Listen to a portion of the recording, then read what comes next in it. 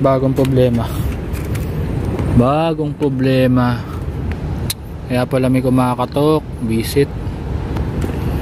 Kaya pala pag umaandar ako may kumakatok, oh. Basag. Bad trip. Nandito kasi binubuhat yan, eh.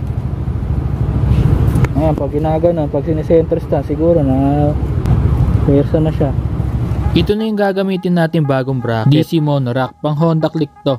Kung mapapansin nyo, no, nakabend na siya. Ito yung bagong labas ng DC monorack, yung nakabend para sa Honda Click. Maganda naman yung pagkakahinang sa kanya. Yung pintura niya, powder coated na din. Tapos yung pangalan niya na DC monorack, sticker lang. Mukha namang matibay at hindi basta-basta matatanggal. At ang maganda dito, lifetime warranty na siya. Pag nasira o naputol, pwede mong dalhin sa pinagbilan mo at papalitan nila ng bago. May kasama na rin palang siyang washer at bolts. Ito na yung motor natin, mga boss, na. Ito yung pinaka bracket niya. Yung ginamit kong bracket. Ayan. Dito siya natipyak. Di ko nga alam kung bakit dito siya natipyak, eh. Kasi yung iba naman dito. Siya dito. Pwede pa naman ito mapaglagyan. Kaso syempre, alloy kasi yung gamit natin. Uugat talaga to. Sabi nila pwede para ito magamit. Nadidikitan lang daw ito ng epoxy. Okay na. Siguro mga plastic na bracket na lang yung pwede rito. Actually niligyan ko na ito ng epoxy. Kaso epoxy nilagay ko, ano na, tuyot na. Ayan, kaya hindi dumikit yung ibabaw niya, ilalim lang dumikit. Inukaan ko na rin to. Ayan, kung mapapansin nyo, malalim yung uka. Inukaan ko talaga yan para dumikit sana epoxy. Kasi yung nadikit yung epoxy, matigas na siya. Tuyot na kasi siya. Siguro, bebenta ko na lang din to. Hindi ko lang kung magkano, kaysa kasi matambak.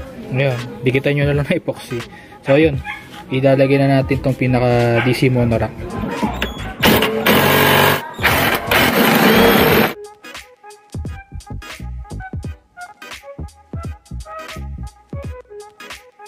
Bali, hindi ko nagagamitin tong bolt na ginamit ko kasi hanggang dito yung pinaka-stopper niya. Kaya pag nabaon to hanggang ganyan lang yan. Ito lang yung bumabaon, itong may marka na to. Kasi pag ito pa yung ginamit ko para dito sa may DC monorack, ayun, wala na siyang ano, sagad-sagaran na siya. Ang gagamitin na natin, yung bolt na kasama niya, ito na yung gagamitin natin. Ayan, mahaba naman yung pinaka ano niya, sobra niya. Pwede na to.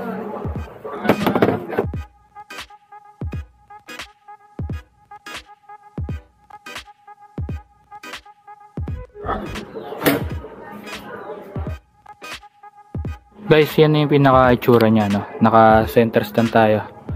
Pantay naman. Ngayon, ikakabit ko na siguro yung box ko. Nalakabitan na natin ang base plate tsaka yung alloy box. Titingnan ko kung pantay na pantay talaga siya. Pero ayan, tingin ko pantay naman kasi naka-center stand tayo. Tapos pantay naman yung clearance niya. Guys, ito na siya. Nakabit ko na. 3 bolt na lang nilagay ko sa kanya. Kasi hindi ko alam kung paano diskarte gagawin ko sa kanya. Ayan kasi ilalim nyo. Ito lang kasi yung meron akong parang stopper, eh. Bale ito kasi pag nilagay ko dito, palihis siya, hindi siya sasakto dito, eh. Hindi siya, malaki kasi to. Kasi merong iba kasi meron na siyang parang flat bar na pa-square. Yun, maganda yun. 4 bali to. Ngayon, naikabit ko lang 3. Ganyan forma ginawa ko. Ayan. Pero matibay naman siya, hindi naman siya ano, matatanggal. Tapos naglagay na lang ako ng parang allowance niya dito. Yan. Ayoko kasing medyo yung box ko is hanggang dito. Nandito kasi dapat yan. Ito kasi dapat to. Itong base plate na to, kung napapansin nyo. Yan o, ito. Dapat yan dito. Kasi ito, sagad yan dapat dito. Ang ginawa ko, inurong ko ng konti siya dito. Sakto naman pag binubuksan ko. Hindi naman tatama yung box. Kasi yung gusto ko, nakadikit sa akin yung back rate ko. Ayoko kasi na medyo malayo doon, gawa ng mabigat na masyado yung likod. Ayan siya. Pantay naman, kabit natin yung box para mas makita. Ayan na siya ngayon guys, nakakabit na. Bend, DC monorack bend yan na. Kasi may mga iba pa ganon. O, ayan ang itsura niya. Naka-center stand, hindi yan naka-side stand. Ayan. Pantay na pantay siya guys. Ayan, pantay pati sa back ride pantay. Buksan natin yung puwan, tingnan natin kung tatama ito dito. Ayan, hindi naman siya tumama. Ayan, okay lang. Ito naman yung sinuturo ko sa inyo kanina. Ayan, naglagay lang ako ng konting allowance niya dito. Kasi tatama yan dun, eh. Kapag sagad na sagad. Ayan. Pakita ko sa inyo kapag nakakabit na siya. Yung itsura niya. Pag umaandar.